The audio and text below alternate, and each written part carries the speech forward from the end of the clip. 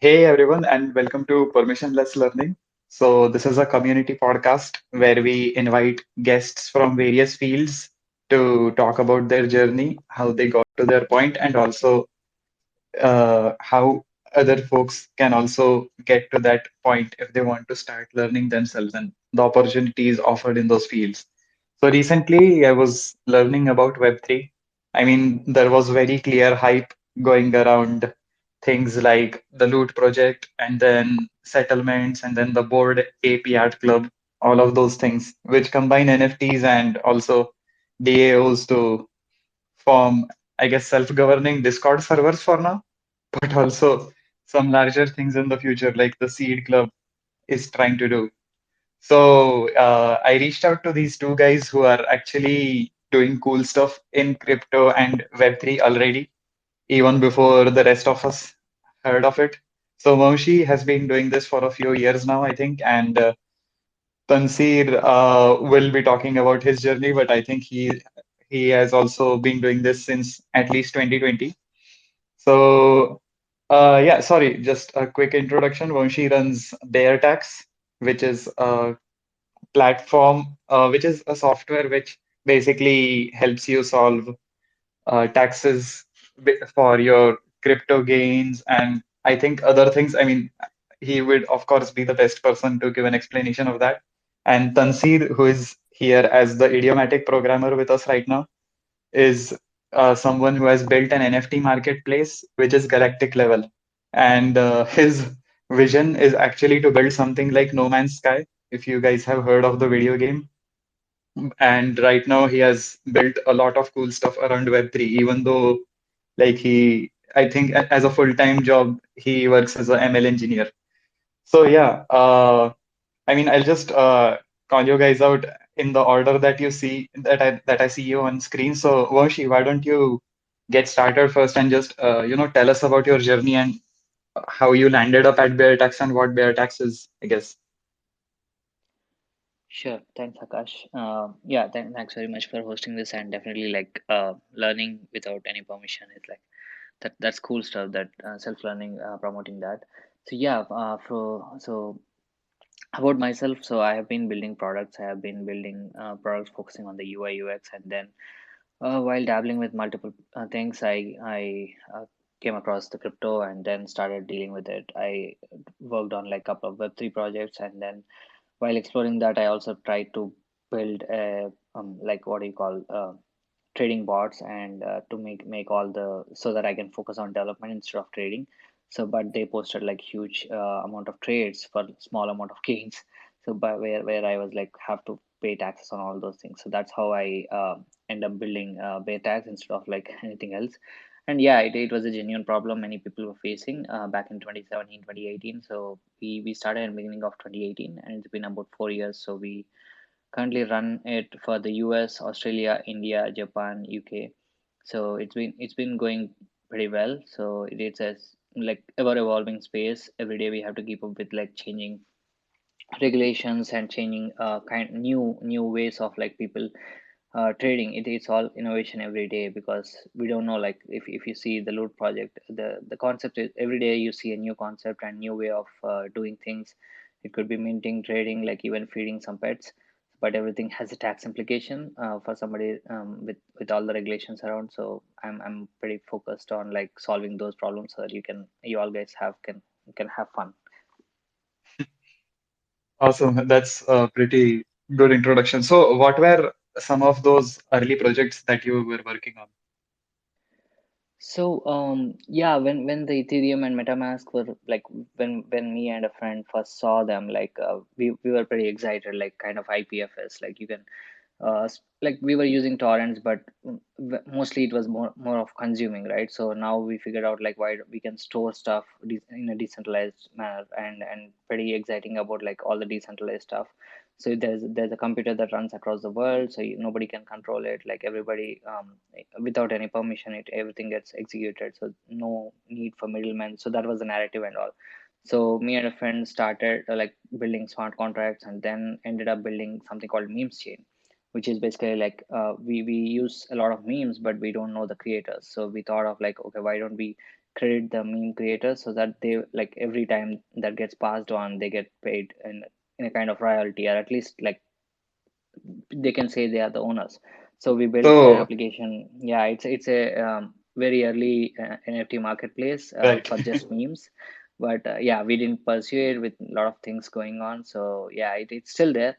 You can go to memeschain.com and try to, if you create a meme, just mint it there, so you can mint the memes. I see. I see. So you were an NFT marketplace before the NFT marketplace, that term existed, I guess.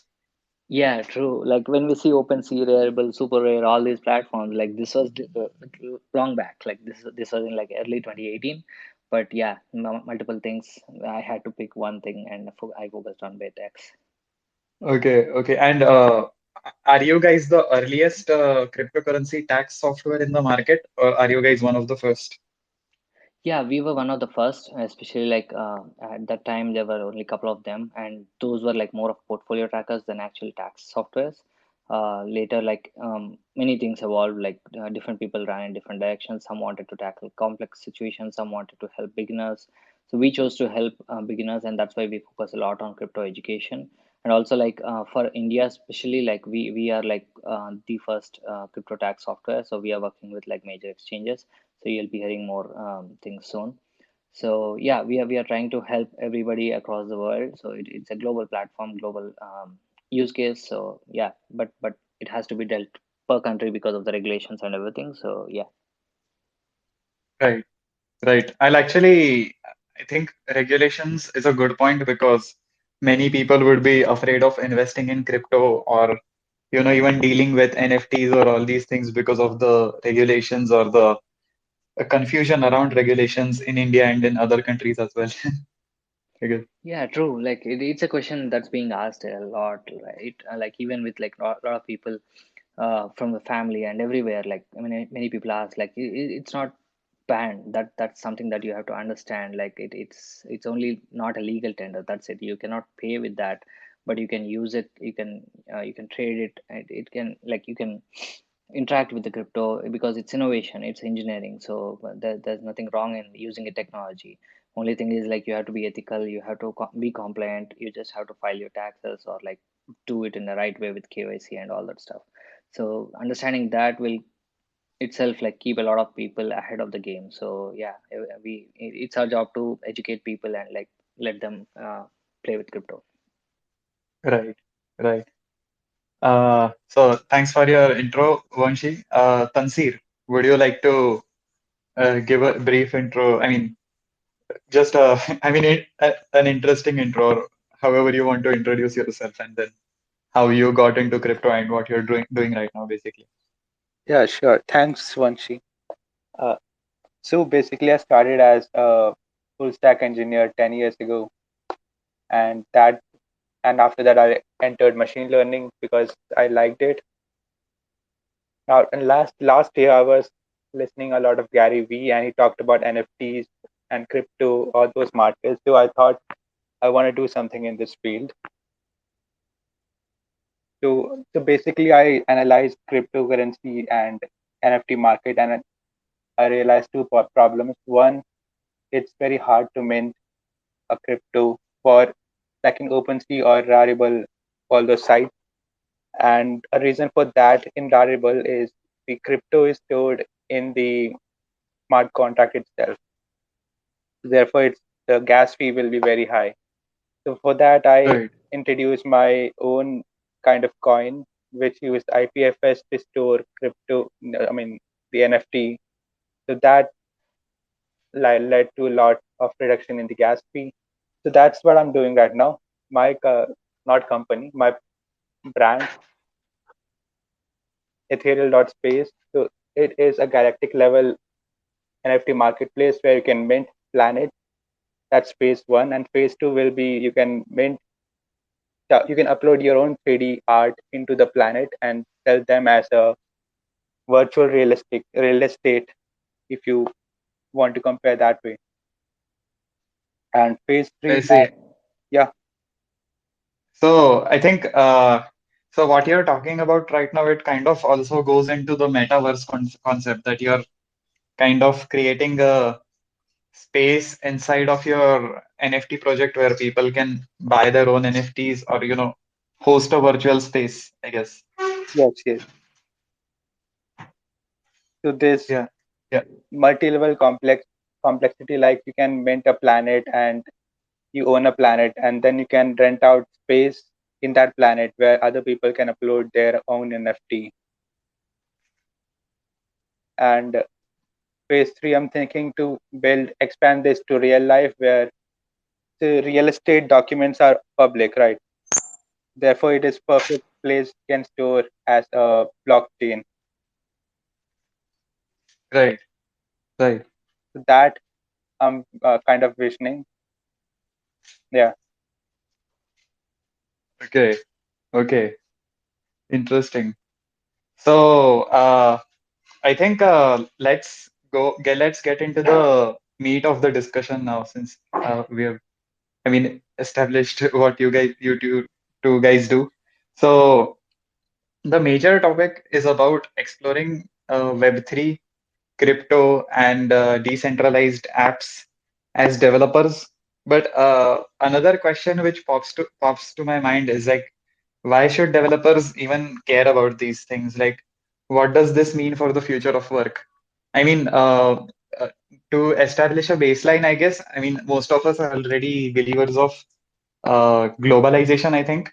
Like, Vamshi, you're of course building your product from the US. Tanseer, you uh, moved to Dubai via your work, and then you're building your product there. And I mean, of course, the rest of us are also contributing to a global workplace in some way.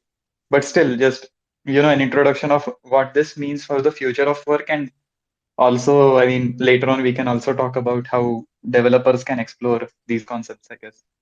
And uh, yeah, Vashi, will start with you again. And if you could just give a brief introduction about what these things mean for you, because I mean, there is no standardized definition for what a dApp means or a DAO means or a NFT means, right? It means different things for everyone.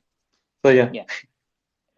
So yeah, to start with, like the it starts with like how all these years like things have been like walled. Like you have to have employment. Like you need to, like basically, like for everything that you build, you either have to go build a startup, get paid by the customers, or like you have to join a company and get paid. So here with all the Web3 stuff, it's inherently incentivized. Like it has its own like currency within that ecosystem.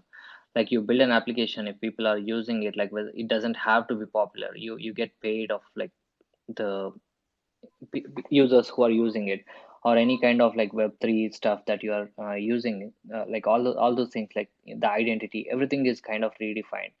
So why it matters? Because like when internet came, there were like a lot of new possibilities were there, and not very like it's recent, right? The mobile apps, like it's 2012, 2010.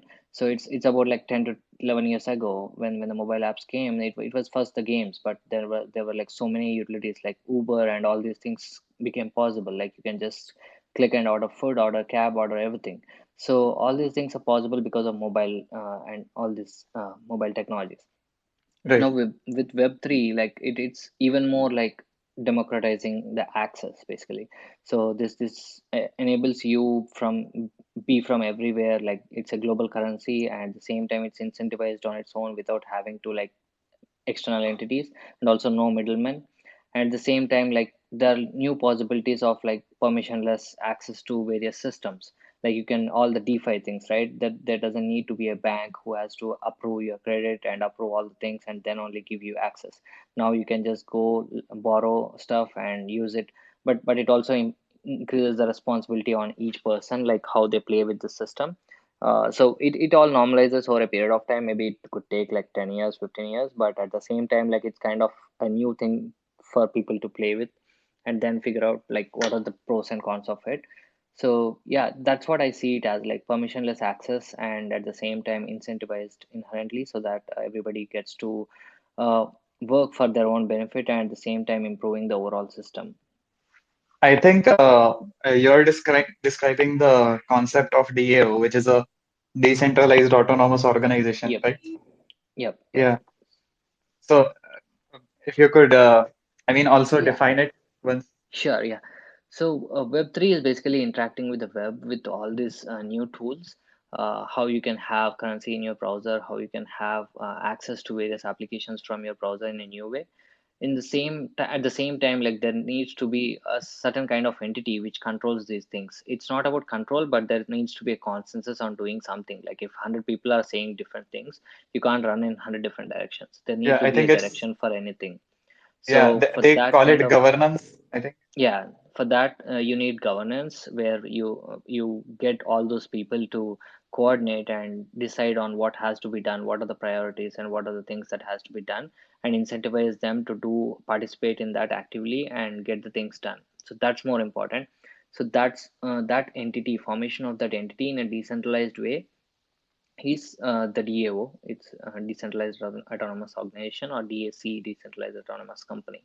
So these are becoming like famous. It could like it could be different things that you can see. If you want to see an analogy with like current real like traditional world, it could just be a club. Like if you see like a country club or some other kind of golf club or anything, they go there, they have some kind of a hierarchy organization structure. They pay certain fees to join there for an elite club or like kind of networking and all.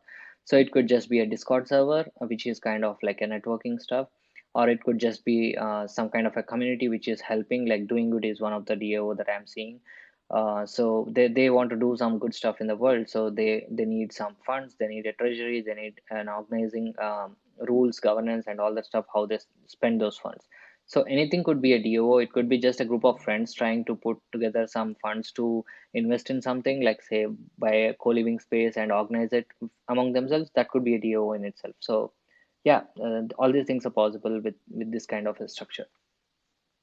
Right, right. And uh, we have established that the opportunities that exist and what it means for the future of work is that basically permissionless access to capital, and that you don't have to, I mean, worry Yeah, you about don't need your, to be in certain place or being approved by certain incubator or like certain entity. You don't need those things. You can build on your own, and you can. So these are like the decentralized apps, right? So coming to Web3 DAO, we have completed that. If you look at dApps, so they are basically the decentralized apps that you are building. So you deploy in a certain place, you are not going to get censored by something. So if you are doing, nobody is going to judge your application whether it's good, bad, or not. That's why I was saying like there is more responsibility now on the users as well as makers, so that you are doing it the right way, or at least like, and DAOs and the governance will make sure like it goes in a one particular path. I can't say it's a good or bad again. So yeah, there is yeah, more responsibility, and at the same time there is more power and freedom to build what you wish from right, anywhere right. you wish. And uh, well, before getting started about, how developers can get into this space, I think that question has two sub-questions. Firstly, like what kinds of developers, like can beginners get into it, or do they need to have a certain expertise level? And then second, like how can they get into this space? Do you want Tansy to take that question? Yeah, sure.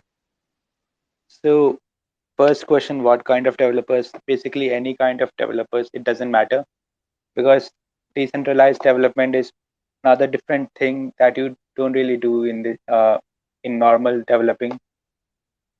Of course, you need like little bit web development skills to build the app, the app. Other than that, you have to learn. You have to select which cryptocurrency you are going, not cryptocurrency, blockchain you are going to use, like Ethereum or Cardano, and they have their own smart contract. And based on that, you have to select your language and learn the language. That's what kind Right, of developers. Prerequisite, there is no prerequisite. You just have to know the theory, like what is blockchain and what is a cryptocurrency and what are the applications or disadvantages or advantages of blockchain, all that thing.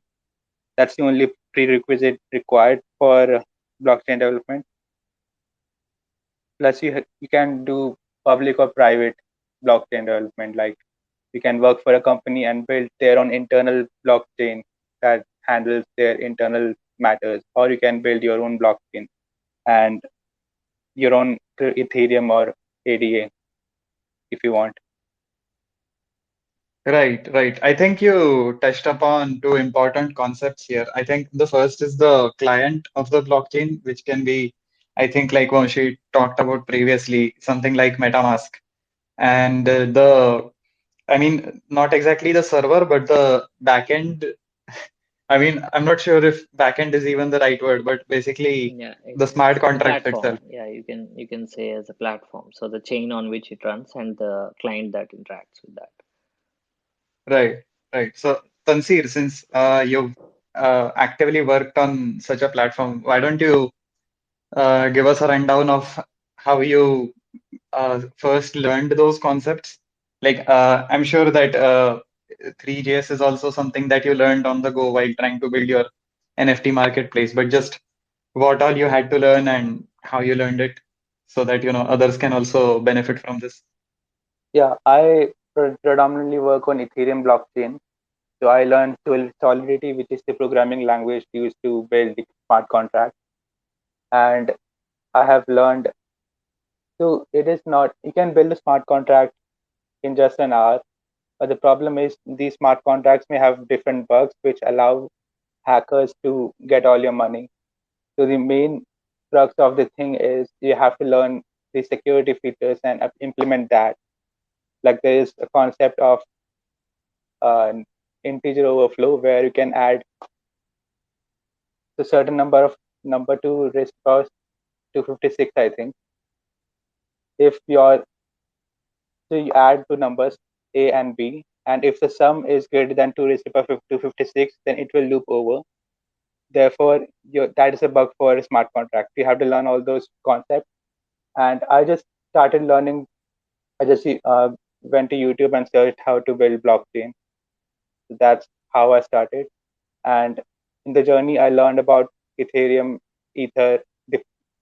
I learned that these are two different things. And Truffle for testing, because testing is very important in blockchain because you have only one chance to deploy it. Yeah, that's it. Truffle, Solidity, and little bit of React if you can.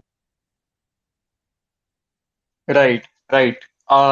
Something I mean, you again touched upon a very good concept there, which is the immutable nature of the blockchain. So basically, anything you put on the blockchain, basically stays there. You can't bring it back down. So you have to be very careful with the kind of code you're writing. I mean, I think even for these coins like Ethereum or even Bitcoin, which are trying to upgrade themselves, they have to basically fork to a new contract or a blockchain to uh, upgrade to a new version, and that also leaves an old version behind, right? Yeah, right. If you remember the story of Ethereum Classic and Ethereum right now, back in the days, there was a huge bug which led the Ethereum to leak out of different subcontracts to some account. For that, Vitalik Buterin and his team hard forked the Ethereum blockchain that became Ethereum Classic and Ethereum right now, what we have. Other than that, there was no other way to fix that bug by directly changing the code. The only way was change the code and hard fork. That's a problem with blockchain right now. Right, right. And here's a security related question for the both of you. So basically, the smart contract code, it still runs somewhere, right? I mean, in this case, it probably runs on the nodes which are running the blockchain. I mean, uh, I'm not sure of the exact terminology, so sorry if I mess it up, but basically they run on the blockchain code, right? So what if the node tries to mess with the smart contract somehow? What happens then? Yeah, that's the reason why there are like so many nodes that will be running in parallel, right? So if something has to happen, that there's another terminology called 51% attack. So if there is if you want to change something on the platform, like you need to have all those nodes collaborate and like do something else. If they want to like do something wrong, then 51% of the nodes have to do something. But the question that you have asked, actually, like it happened on one of the in recent times, like with the Solana, like the whole blockchain was down. So why did that happen? Because like it's still very early, right? It might not be able to happen with Ethereum because of the enough decentralization that so many pools are there at different places of the world. But Solana being like it's a new blockchain, so there are like certain number of nodes that are being run by major players. So in that kind of scenario, like yeah, that's possible. Like if the node goes down, then none of the wallets will work because every wallet is like just a client. So in that scenario, like the whole network was down. So that's what happened yesterday or day before with Solana and as well as Arbitrum. So yeah, Ah, so the platforms has to be there. So that's why decentralization matters. That's why more number of nodes have to join, and the pools have to be like very diversified. It doesn't have to be running on like ultimately again these nodes will go back to like infrastructure comes from like some people run it on AWS, some people run it on their own servers. So it all comes back to again one kind of a point of failure, but that shouldn't be like large enough to take down the whole blockchain, which is very bad. So I think the major blockchains, that's how the value of these coins also will be up and down, because the uh, nature, the decentralization, the amount of decentralization is what matters to be a store of value or to be a platform that's running. If it is like too centralized, then there is a way that can be taken down or that it can go down. So yeah. right, right. Tanseer, what are your thoughts on this? Yeah. So basically, 51% attack, right? As why that happens is each blockchain have to validate each transaction, and if I have a huge pooling farm and I decided I will attack one small crypto blockchain, and I decided I have 60% of the power, computational power of that entire network. So then I can technically add a block for 1 million whatever units for to my account, and I validated it myself. So that is a valid transaction, even though that those 1 million doesn't exist. That's a Right, 51%. Yeah, it works on majority compliance, the blockchain validation. I Yeah, see. Interesting. So, yeah, that that's was why, quite as Vamshi said, if we have more number of users, more number of miners or validators in a blockchain, it's harder for a single person to attack all those computational power. right, right. So, does anyone have, I mean, I think we can start taking questions right now. So, if anyone has any questions, they can either request to speak or DM me or I guess tweet, I guess. Uh, yeah, anyone, you can just request to speak there, or I can invite a few of you as a speaker right now.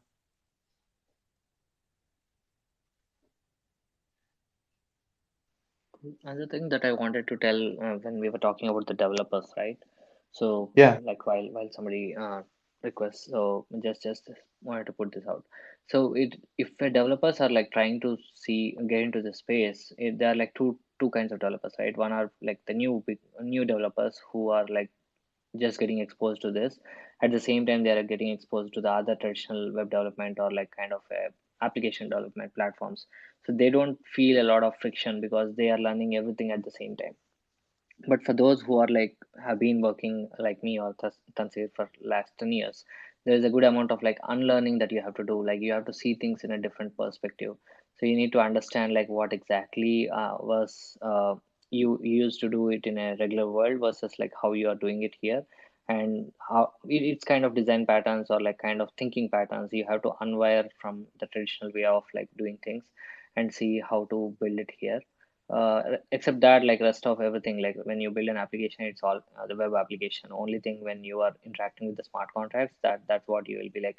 You write your smart contract in Solidity or any particular chain specific language, and then you deploy it there, and then you connect from your web application. Right, right. I think one of the first things that have to be unlearned is like having your code as private. So you have Yeah, to be used to having your environment variables public and all of that stuff, right? Since all of the code is open source for each smart contract. yep. So you need to be like be sure about how you write, and also like optimizing things like if it is a web application, you can optimize it later, but here every time you deploy, you need to take care of like the vulnerabilities, security things, and at the same time the code should be optimized, otherwise like it would consume a more amount of gas and things like that. At the same time, yeah, what you said is all right. Yeah, And yeah, adding to what Vamshi said, you can use different test networks that these blockchains provide. Like for Ethereum, you can use the Renkoby test network or Obsidian test network, and using that, you can try and test your smart contract for every different scenarios without actually spending money on it.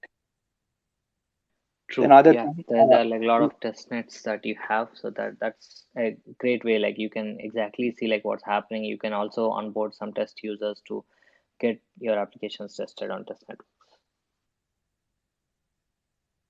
and another thing. So what was I trying to say? I forgot. Uh, yeah, you can continue. Sorry, man. uh, sorry, yeah, Vamshi, do you have anything more to say? Yeah, I No, remember I'm now. good. I was okay. Cool. Go ahead. Sorry. So, in blockchain, if you don't know, in order to deploy a smart contract, you have to pay some gas fee to the miners who validate your transaction. So that's one thing I didn't know when I started out last year. So in order to deploy your contract, you have to spend some money. So Right. for that, I yeah, think at the moment it's $300 or something like that. it depends on time. If there's a lot of traffic, then the gas fee is higher. If there's no traffic, then it's lower. So you have to time your launching date according to that. It Yeah, may go up to $80 or $90 or come down to $2 to $3 sometimes. right. I think when all of the coins crashed recently, it had gone down to $16 or something like that. Yeah, another thing, this cost is high because Ethereum or Bitcoin or any other uses these kind of use something called proof of work for validation. So you can move to a better blockchain like Ethereum 2.0, which will come out next year according to Vitalik. Uh, Vitalik, if you don't know, he's the creator of Ethereum. Yeah, Or you can use now. You can use Cardano. They just recently launched their smart contract feature. Cardano uses something called proof of stake, where it is very, according to them, it is a million times more environment friendly than Bitcoin. I don't think it's true, but it is very environment friendly compared to proof Thanks of for work mentioning that. algorithm. Yeah. Yeah, I Ethereum, mean, a lot of things have advanced definitely. Like in 2017, it was like Ethereum is the go-to thing that you have to go deploy there and spend all that gas fee. But now you have like multiple smart contract platforms. These are called actually layer one blockchains, where you deploy your smart contracts. So layer ones are basically like the platforms where the immutability is being preserved, and layer twos are basically the side chains of this, which help you like transfer the data faster in with much lesser gas fee and all. So as the layer one blockchains become costlier, layer twos will become popular, just like Matic is one of the layer two for Ethereum network, Polygon. So yeah, so all the discussion that we had is on Ethereum, but you can definitely go to other blockchains like others. There are like a lot of them now. At least like I see functional wallets and clients for Plug for ICP, Phantom wallet for Solana and Avalanche. Like in MetaMask itself, you can connect to different chains. Like there is Avalanche that's possible. There is Polygon. There is Binance Smart Chain. Like you can deploy your contracts on all these chains and deploy your decentralized applications, not just Ethereum. Right, right. So, yeah, Abhijit, Saurav, and Pranav, you're currently added as speakers. If anyone of you has a question, this would be a good time to ask. Cool. So I'm hoping everyone can hear me. And there's no audio Yes, issues. there's a little bit of echo, but it's fine, I think. You Yeah. can continue. Okay. Can't help that. Cool. Anyway, so this was great, Vamshi and Tanseer. This was very interesting. Just knowing your backgrounds into all of this. But like just now, my question was going to be around basically proof of work and proof of stake. So I am a UX designer, but I'm from a pure design background. So I do not, I haven't developed anything. I don't know how to code. So from that perspective, just in layman's terms, maybe quickly, if we can explain what proof of work and proof of stake is, when it comes to cryptocurrencies and the blockchain. And I had another question, but maybe we can start off with that.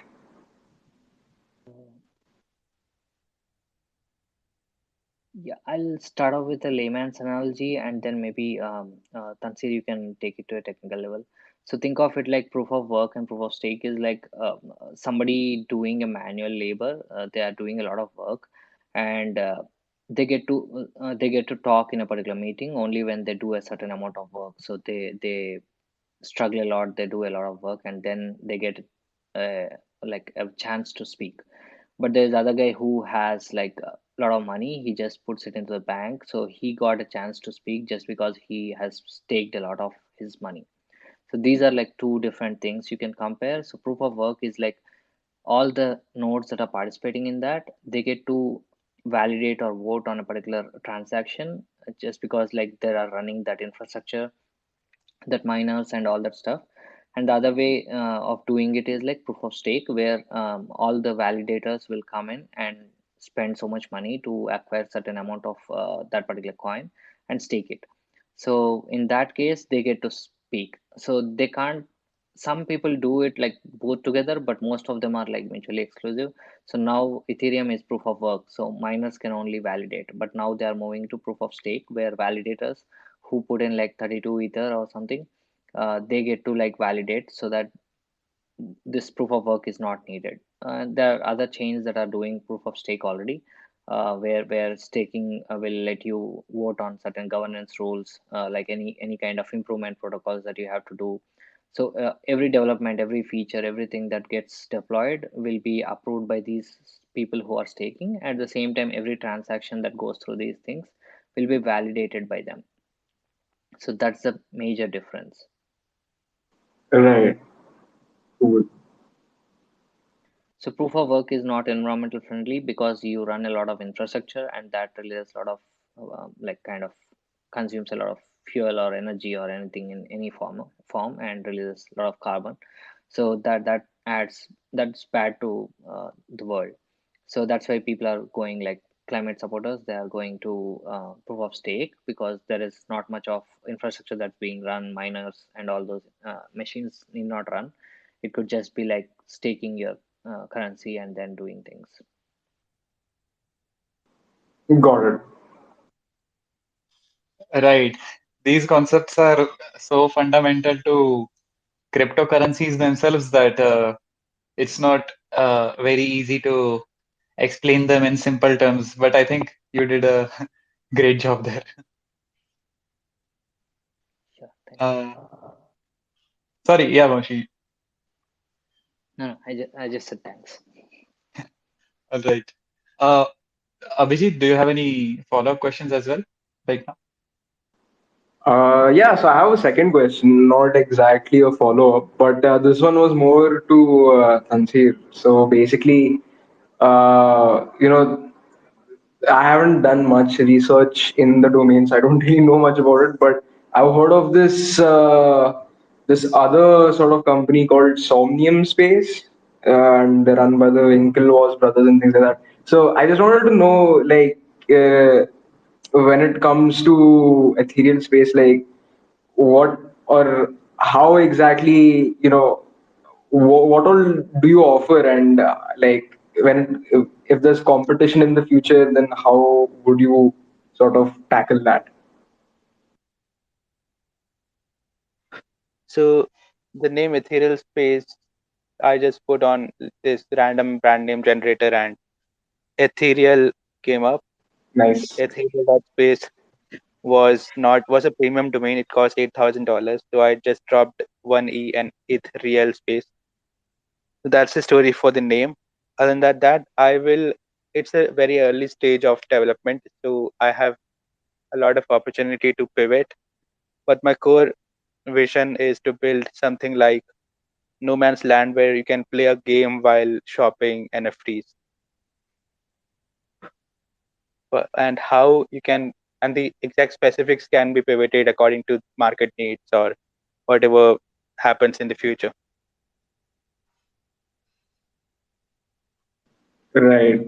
Cool. And just follow question. How do, like, if I wanted to join, how would I do that? Join the what? If I wanted to say buy a planet or just join Ethereum space. So if right now you can't buy a planet, so basically the idea is you mint a plan. You can go to ethereal.space, and there's a demo button. You can click that. You can create your own planet, play around with the features like the uh, what do you say, different parameters, and you can mint a planet. That's your own planet, Right. and in future you can rent out small spaces inside this planet for other people to host their own NFTs. Like you do on Earth, you buy some land and build a building or something. Right. Right. Got it. Yeah. Abhijit, we'll come back to you in case you have any follow-up questions. Right now, Pranav, you also had a question, so why don't you go ahead? Yeah. So am I audible? Yes, perfect. Okay. So hi Tanvi, Tansir, sorry, my bad. My question is to you specifically. So as you mentioned, as Akash mentioned, you were a machine learning engineer, right? So I come from a machine learning background as well. So how do you foresee the development of NFTs or NFT space with machine learning uh, considered? like like generative models, right? You can generate a random thing with some kind of noise as an input. So how can we, or do you foresee the application of this into NFT space? So basically, you can run a GAN that generates random abstract art, Mm-hmm. and you can use OpenSea's API to directly mint that. Oh, So okay. as you know that in machine learning or GAN, you cannot get perfect output every time. So Correct. there must be some sort of human intervention to filter out those bad outputs before passing it through the OpenSea. So OpenSea, right, the NFT marketplace. Yeah, I know about it, yes. Yeah, they have pretty cool API that lets you create contracts and directly upload your art using Python Okay. or Node. So that way you can do. So yeah, so Another we are, thing that yeah, sorry, go ahead. another project I'm working on is illustration based. Like you upload a photo, any photo, like you click a picture, and the AI will create an illustration for that, and then I'll pass that directly to the an OpenSea market. Got it. It depends on your imagination, like uh, what you want to do. Correct. So automating this kind of generation is like, we are so far away from this, right, as of now. Not really. If you can afford some bad outputs in your market, then it's possible. Yeah, okay, got it. Yeah, thanks. Actually, Pranav, some interesting projects you might want to look at. I mean, others might have some suggestions as well, but just the ones I've looked at so far. Some like generative masks is a project. which is quite interesting. Okay. Uh, they they basically generated a bunch of masks using JavaScript API, so it was pretty cool. And then uh, there's all of there's several other projects as well. I think I posted about them, like the Bored Ape Yacht Club, for Mm-hmm. example, Correct. and it's other alternatives as well. Like it's all code generated, by the way. They have generated variants, and then the code actually generates hundreds of thousands of variants of that, basically. Oh, So you can, okay. I mean, yeah, it's not exactly GAN generated, I guess, but it's still generative art. Yeah, yeah, yeah. That's it. Okay, we'll have a look at it. Thank you, Akash. Speaking of generative art, ethereal space is also procedurally generated. The planets. Yeah. Thank you. Thank you so Uh, much. Saurav, do you have any questions right now? Yeah, man. Hey, Vamshi. Hey, everyone. Yes, sir. Uh, so basically, you were talking about this unlearning all the Web 2.0 developers have to go through, and that's actually quite. I'm in that sphere right now, and it's very difficult for me to even like imagine all these things until unless you start building things, right? And like recently, I was having this conversation with someone, and I was like, "How is NFT any different from barcode on a chocolate?" Mm-hmm. Silk chocolate, okay, or dairy milk chocolate, where the Mm-hmm. barcode is global. Okay. You own this today, right now. Okay. And I just want to, I am trying to correlate this NFT ka thing. Okay. In the real world scenario. Uh, Okay. According to me, everyone like we NFT is like in a global scope. But right now we also have ways to determine things. If it is unique or not on a very limited company scope, like any items or goods or something you're buying from the company. Okay, the barcode on that item, like even if you're buying a car, Mm-hmm. everything has its own uniqueness that Mm-hmm. is limited to the company and the country and the region, the state, and it goes down like that, a hierarchy. Okay, and it's unique to only that limited scope, but NFT makes it globalized. Okay, so I was thinking from this, I'm cutting out this all the hypes, like the people Mm-hmm. are getting JPEG like for $1 million and everything. I'm talking about more sustainable future, that tomorrow where NFT will be applied on a global scope, where things would go and how we would see NFTs as, rather than just a Right. picture of hype. Okay. So I don't know. I was thinking on these trails, like if you have any thoughts to share and like correct me if I'm thinking in the wrong Mm-hmm. direction or something, that would be great. Definitely, like I came from there. Definitely, that's where the part you definitely pointed out, like the unlearning part has to be picked up from there. Because even I was thinking the same. Because when I saw NFTs, like it was more of like, okay, proving your ownership, proving a patent, proving a like land ownership or anything. But this can be done on a database as well. So why are you hyping it so much? And now with all the NFT hype, like the each record of that itself is like being sold for a certain price, so which is even crazy. So then going back, like it was like couple of things we have to understand here. So NFTs are basically like they are digital goods that are like sold with by the original creator. Say Virat Kohli is signing a particular bat and giving it out, so he might sign like 100 bats. You can't say like those are all identical and those are all signature by the same person, but still people will be crazy to get those 100 bats, right? Bats or balls. So yeah, that's the kind of scenario. So if a creator is coming out there, he is putting out art that's like 100 bunches of that. So this is one way to look at it. Say it's a very precious item, a very collectible kind of a thing, and you buy it and you own it. So you can even like transfer, like all these days, like you can gift it for sure, but now you can gift it globally. So you can give this particular collectible to anybody you like, and give it to them.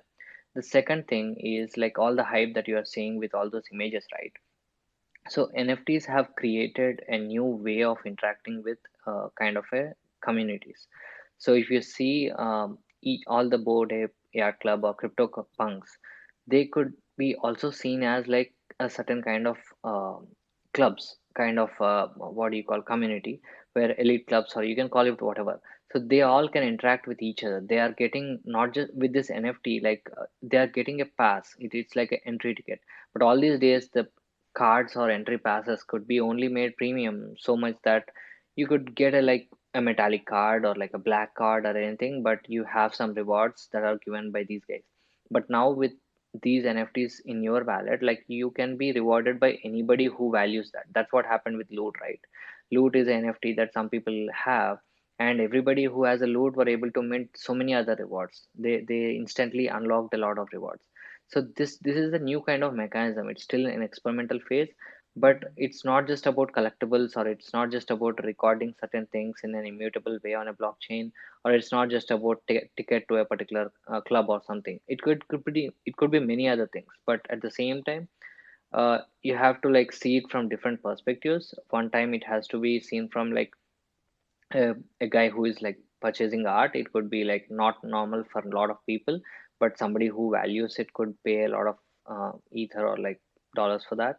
But at the same time, somebody could value, like example is like this P Friends and Joe Parivar and other things, right? So people are like paying for that membership. So that also is a NFT, and Discord has a way to verify that NFT. So if you hold that NFT in your wallet, then you get access to certain channels on a Discord server, or certain areas of like an application. So you can do all this kind of stuff with NFT. So it's not just about like hype or paywall or anything. So it has multiple scenarios to be utilized, and they're all evolving, and it's not the end. So it's still just getting started. So there could be like multiple use cases. Yeah, so when you talk about limited, right, like limited edition or whatever, Mm-hmm, again, like everything you're looking, even when company is producing some goods, like iPhone is mm-hmm, produced, or let's say a car is produced, like Tesla produces some certain car, and there is a certain number to it. Okay, mm-hmm, like there is only 100,000 which are going to get produced. Today it is 100 probably, and this tomorrow it's going to increase. And like right mm-hmm, now there are so many internet users, and the hope is that everyone has one NFT at least. Okay, and so mm-hmm, we are going to keep on generating NFTs and stuff, which is going to keep on happening. Another thing, mm-hmm, like another scenario I want to bring out is like I'm closely working with Questbook, and Questbook mm-hmm, is basically like a decentralized university, and they want to give out NFTs as your certificates and things like that. mm-hmm, mm-hmm, Again, now what is happening? We are trying to emulate a current world scenario, what certificates we are getting from universities to a global scope again, right? mm-hmm, These NFT would be valid on a global level. Ki ye cheez, this thing, these things you have done, okay, mm-hmm, and visible through your NFT, and you can show this off wherever, and it can be a part or a gateway to another set of community, or it could be a status symbol as well that you have done so good in certain way, so you have this sort of NFT. Okay, mm-hmm, and so I'm still like, the thing is ki I still see that ki on right now this might be a hype, and it's a tool, it's a game right now. It's more hyped up, but I'm thinking ki I'm asking you this question ki when all this dies down, or is it not going to die down? That is a separate question. Okay, and if it is going to die down, how do you see the world to be when where NFTs are used for real world scenario, like right now, whatever is happening? So these are two questions. Is this hype not going to die down at all, according to you? Okay, your personal opinion. And if mm-hmm. it's going to die down, how would the world look like with NFTs? Uh, the hype would die down, but the utility might not be. So the entry tickets for the clubs can still be going to NFTs instead of the traditional card system, or like kind of a user authentication system, because there's more pseudonymous. You don't need to put out your identity to have this. It's based on your wallet or something, and it's global. So even if the hype goes down, I think the things that are being utilized for just the thing that you mentioned, right? So you are creating a certificate where you have like, instead of traits for the planets, you are like having certain skill set and the weightage on those skill sets, and you have that NFT, and you can use that NFT to get admission to something else without a centralized entity issuing it or verifying it can be verified by any kind of a dApp that anybody writes that's compatible with that blockchain. So the utility is still there, so whoever gets those certificates, they can go ahead and use them. So what happens is it goes to the next level every few years, like all these applications, like initially, like maybe web applications, it was like just static web pages, right? Then it went on to become dynamic web pages. Then when Cricinfo was like in the beginning, that refreshing of score itself was a big example for any kind of Ajax interactions. And then now we have like various kinds of different web applications, like where you have WebSockets that's getting pushed out, and you have like serverless, and you don't even need databases and various kind of things. Like all these things are like building upon one upon the other. So if, in that way, like there is a lot to happen. That's why this space is like it's going to be like 20 years, next 20 years it's going to be the future. That's what people say, right? It's not just about like just layer one blockchains or just getting applications. So all these things get built up, and then there will be like a lot of utilities. The hype will go down and it will come back again in like couple of years. This is called cycles. So it happens with the price as well as the adoption as well. Makes sense, dude. Like I totally get it, like whatever you're telling. No, but one last question, and I think I'm gonna drop off for another thing. Um, what would be the wildest NFT application in next 5 or 10 years, according to you? Anyone can answer that. I think the other host can also answer that. Tanseer. Yeah. Yeah, Yeah, Tansi. I would say Tansir would have a better answer because Yeah. he's more into it. Is he here? Yeah, I'm Yes. here. I'm here. So Yeah. I was thinking what could be the answer. No, it go Yeah, why but the yeah. value, the why, any type of ownership, right? Like Vamshi said, tickets for the cricket tickets or Formula One tickets. That could be surely be NFTs. I don't think anything that can be that wild. Uh, Yeah, I would say School Airbnbs on admissions Mars. can be an NFT, I think. And Airbnb for Mars sounds cool.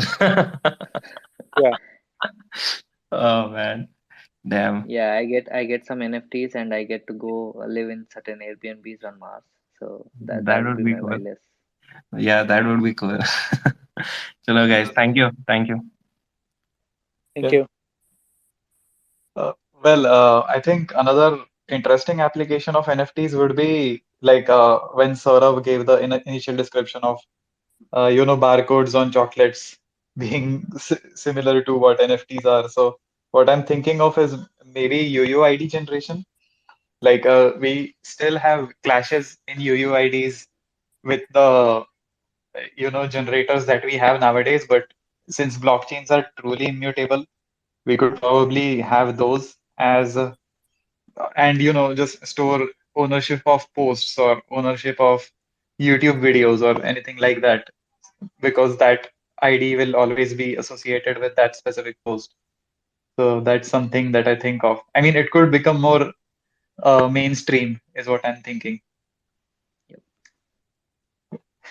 I think the Uh, scarcity would be the defining factor, dude. Like, it won't become mainstream, right? Like whatever Vamshi told, NFTs and like right now, recently, any D2C brands, if you take, okay, direct to consumer brands, if you take, they are able to maintain loyalty from their premium 1% of the crowd, okay, and the things they buy, and this crowd is they don't mind paying you money, okay, money is not scarcity for them, okay, and that's where the game changes, it flips completely, okay, and right now literally some Gucci or Prada released a theli, like a bag, okay, which was priced at close to 2 lakh rupees, okay, and someone would have bought it, right. okay, and someone would have bought it, I definitely would have bought it, but it might sound ridiculous to us, okay, but now if you have so much money that you're like, hey, it doesn't matter, dude, like it doesn't, money is just a number after a point of time, okay, I think NFTs would still become like util it will be utilized, but again it has to remain scarce for it to have its own value, or else it will just become Yeah, an okay, so I don't think UUID would be a possible thing, but that scarcity will define its importance. This is what I yeah, feel. yeah. I mean, it's just a, I mean, UUIDs are just a technical application of a blockchain, I guess. I mean, if we So the item which the UUID points to becomes the NFT. So I mean, again, the current blockchain systems that we have, or the chains that people are running like Ethereum, Solana, etc., they're still quite expensive. But if someone brings a utilitarian chain for the public, or like Tanseer was talking about, like, building private blockchains for your company. I think if YouTube builds their own blockchain just to store the IDs of videos, right, for example, I think that could also be an application in the future, is what I'm thinking. Speaking of that, I want to talk about one of my projects in my company. So, brief for that is Emirates Airlines is working on IBM Hyperledger for their engine maintenance department. So they want to track every single thing that they do in their like in engine maintenance stuff. For that, they're building a internal private blockchain that will track every single transaction. So according to them, I was talking to them, each engine has about 15 lakh, 1.5 million different parts, and they want to track every single thing they do to all those 1.5 million parts. So that's one of the use cases of blockchain. Right, right. I think it's also being used in banking, if I'm not mistaken. I think JP Morgan had posted something recently. I'm not sure whether it was about the blockchain or ML. And one of my friends at HSBC, he told me that they basically sped up this verification and validation process by hosting data on the blockchain because it's immutable. So it was much faster for them to do it like that. But yeah, Another pretty interesting use case of decentralized finance could be microcredits for people who cannot afford normal loans. Like for example, in India, in some village, uh, let's say I don't have that much means to get a loan from bank, and the only option I have is getting those finance people who charge ridiculous interest. For them, let's say I want 5,000 rupees more this month to plan something, and that will yield 20,000 in future. Using DeFi, I can get 5,000 loan without any this thing, and that could help me yield 20,000 and pay back the 5,000 back. So right, this will kind of empower a nation also, because by spending some money, they are maximizing their yield, their their profit margin, and they're paying more tax to the country. So that could be right, one way of empowering nation through cryptocurrency or decentralized finance. right. We are helping them enter the tax bracket as well, I guess. Yeah. So let's say I am a father. I don't have any money to pay tuition fees for my kid, so I take some loan. So yeah, I'll talk about that later. I take some loan and I taught, and my kid graduated, which led I don't pay any tax because I'm poor, but my kid does pay tax because he earns 7 lakh or 8 lakh per year. So that way, using a little bit of loan, I the country could benefit from a future generation through tax. And this loan, comparing to current structure, they check your credit score, right? So using Right, blockchain, you have data for every kind of transaction you do. So each transaction you do could be a data point for calculating your credit score, right? Let's say right, I took 500 rupees from some DeFi platform, and I paid that in full next month. That's a good thing for my credit. And if I didn't pay, if I do some over, what do you say? If I didn't pay on time, then that's a bad thing. And based on that, the blockchain can automatically decide how much money I can take as loan. That's one right, of the application of DeFi that could be right. useful. Yeah, so on top of that, I also think that if all the transactions happen on a single platform, Well, what I was thinking of was that calculation of taxes could become easier. But in that case, I guess if the transactions happen on any digital platform, not just the blockchain, then it could become much easier to calculate taxes. And then we just get that number from the government directly instead of having to, wonder Exactly. what that number would be. So the government has to do something. They have to make the countrywide blockchain that will use one currency, and everything get tracked in that decentralized. El Salvador, I think, did that. They made Bitcoin as a legal tender recently. Yeah, yeah. So, yeah, Carlos, you've been on the speaker list for a while. Do you have any questions for the speaker? Yeah, sure thing. I didn't want to butt in or anything. Just wanted to wait my turn.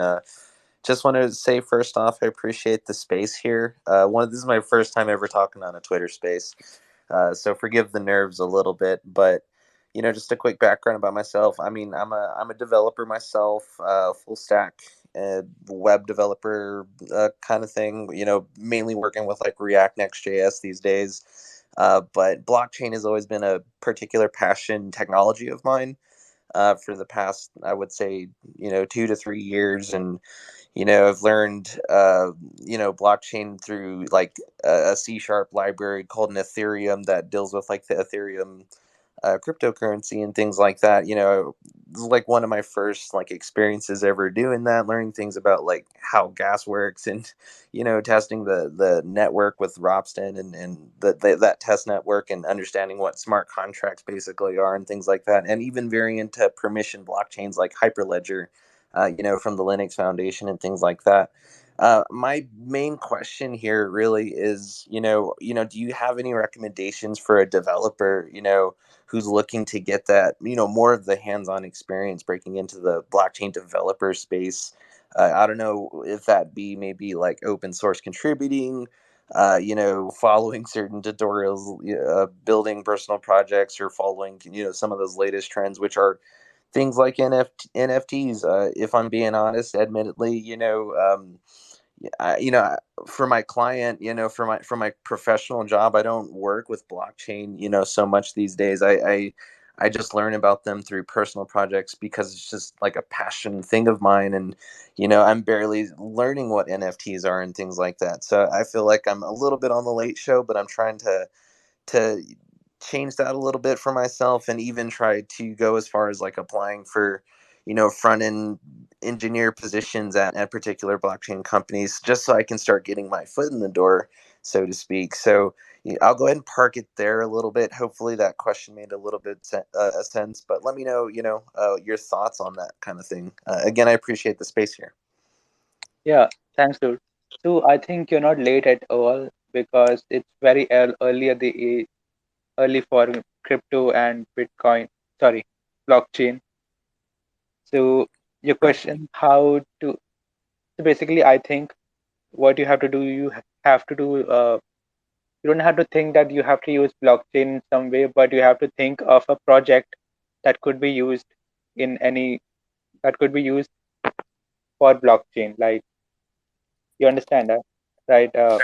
Like find a use case kind of thing Yeah, for it, like kind of use like case. say poker or something, like a poker game on that leverages the blockchain or something, right? I don't know, just kind of throwing something out there, right? Yeah, find a use case and figure out as you go. So you must know how to like project manage and do that, and figure out, learn YouTube as you build your project. That's the only way. That's the best way, I think. Yeah, Okay. another way could be like to go through these grants and hackathons of these blockchains, right? So whenever a blockchain is trying to have their mainnet working and they're confident of it, what they do is like they raise funds to provide grants to certain projects that are building on different use cases.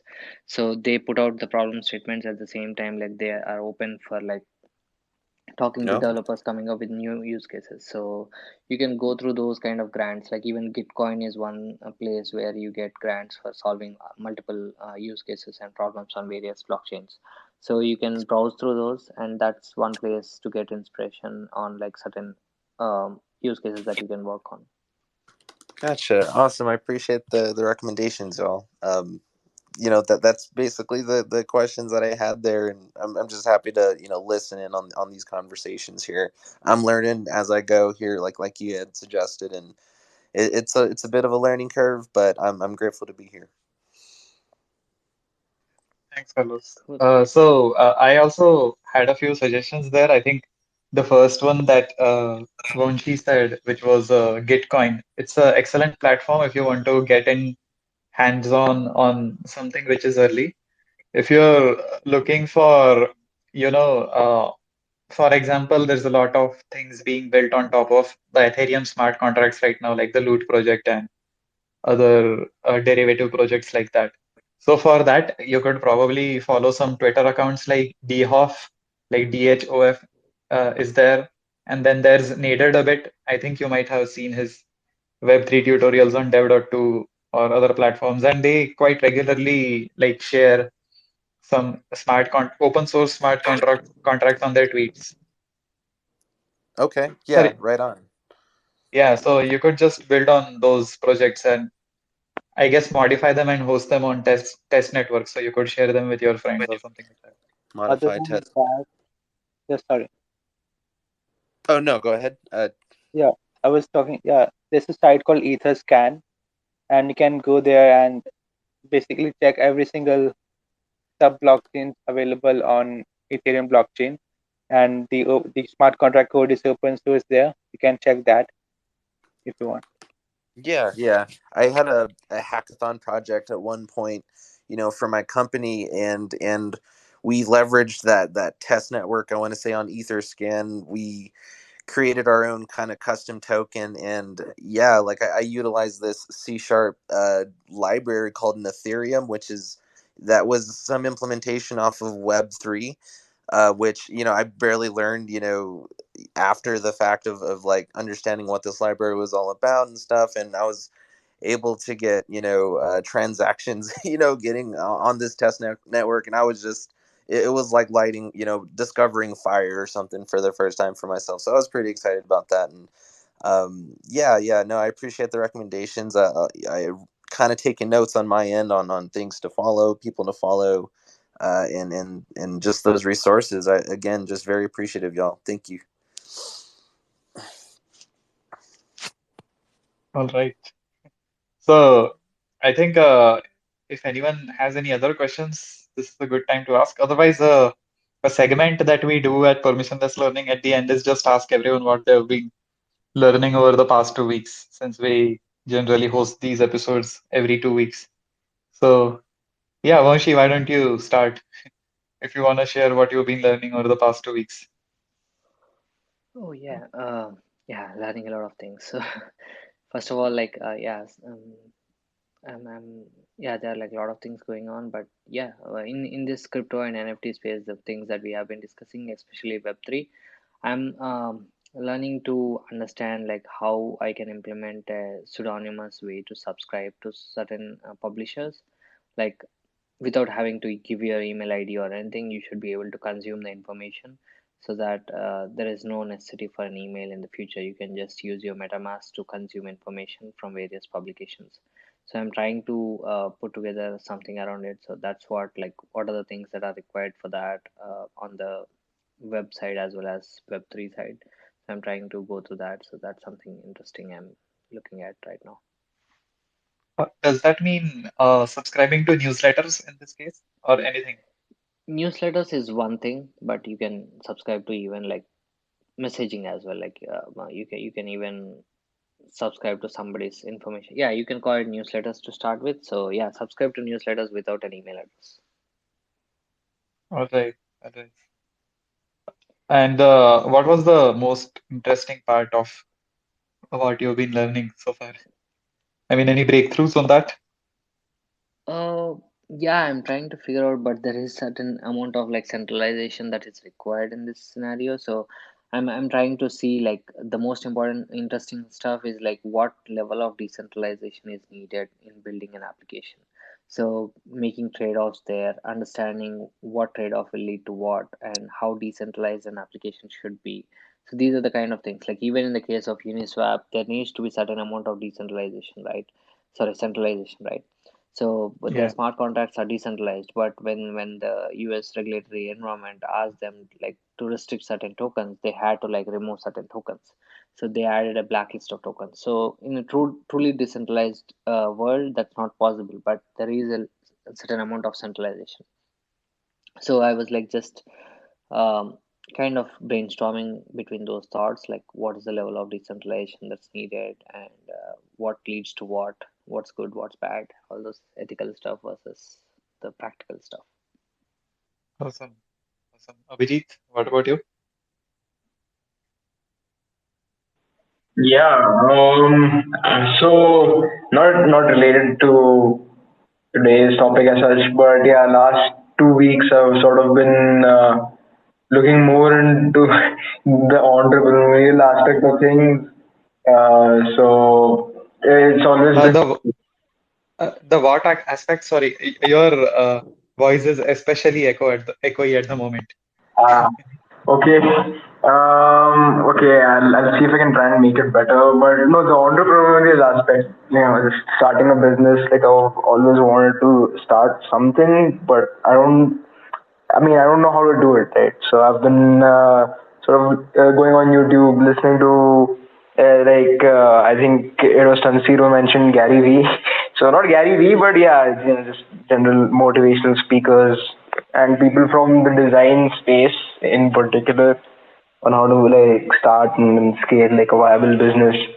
UI, UX, graphic design, something along those lines. But yeah. Okay, interesting. And what was the most interesting part from that?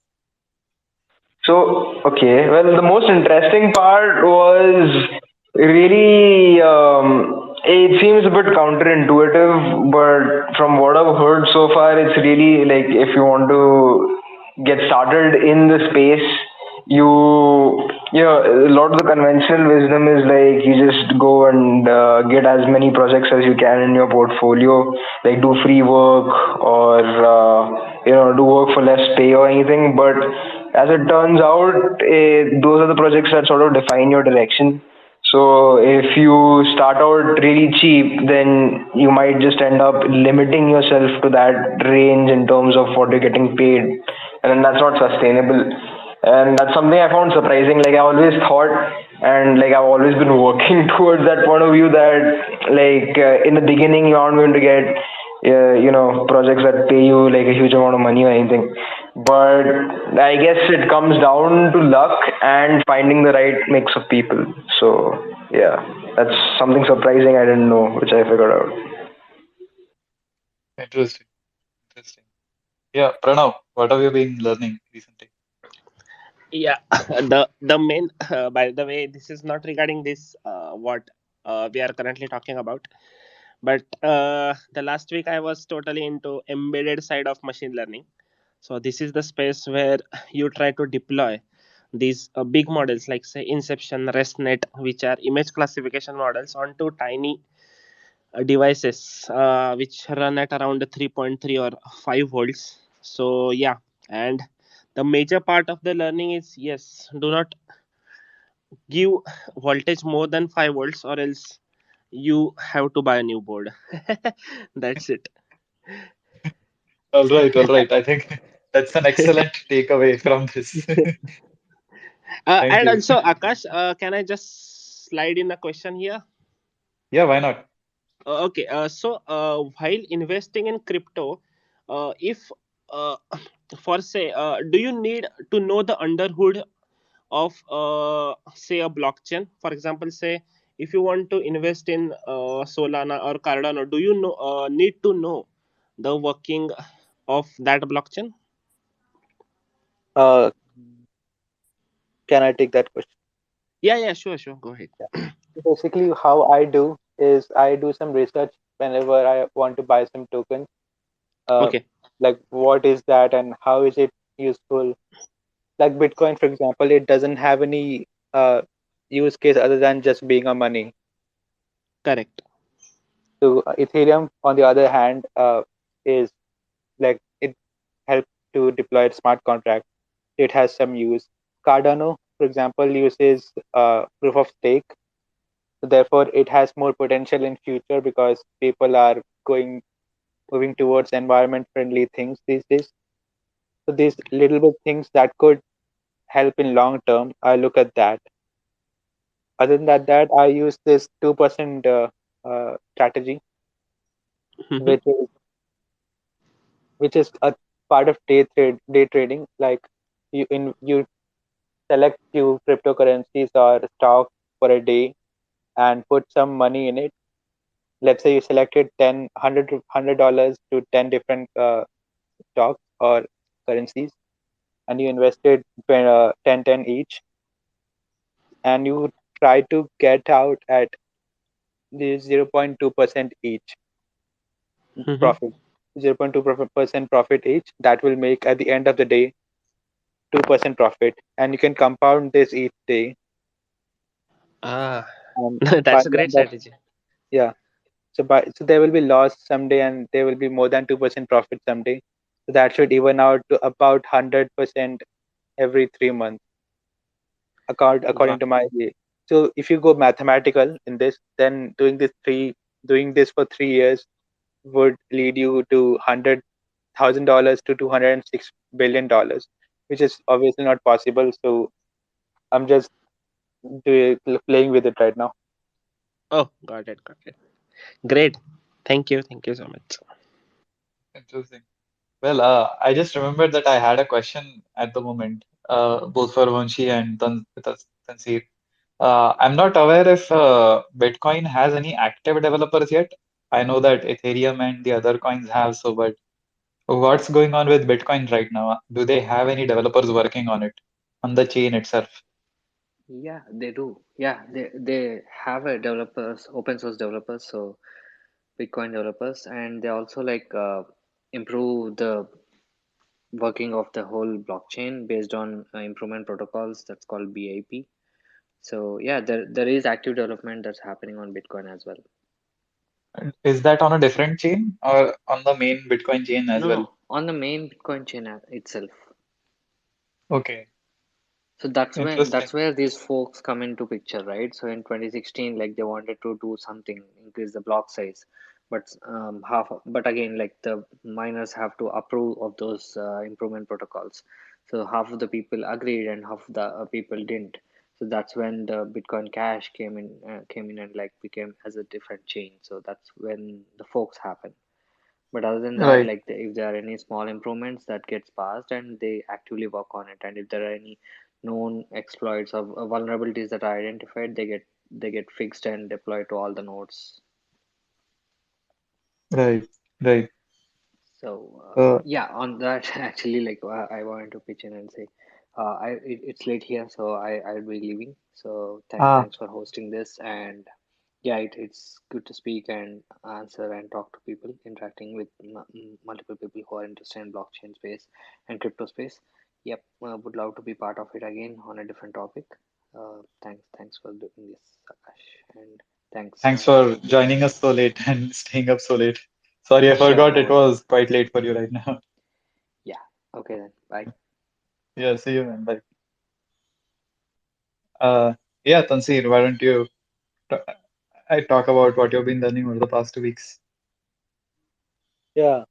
So I was trying to solve a problem of searching through blockchain. That it's just a linked list. The blockchains can be compared to a linked list, and its search traversal complexity is O of n, which is very bad for millions of nodes. Right. So that's what I'm trying to solve right now. One possibility is to build a data structure on blockchain, like something like skip list, which allows you to search through a linked list using n root of n complexity. So I'm trying to do something like that right now. Interesting. Or, I mean, this might sound impossible, but maybe indexing all of the data of the blockchain for searchability. Yeah, I thought about that, but that would mean I have to centralize the blockchain, at least the indexes. Right. So what's the point in that? Yeah, yeah.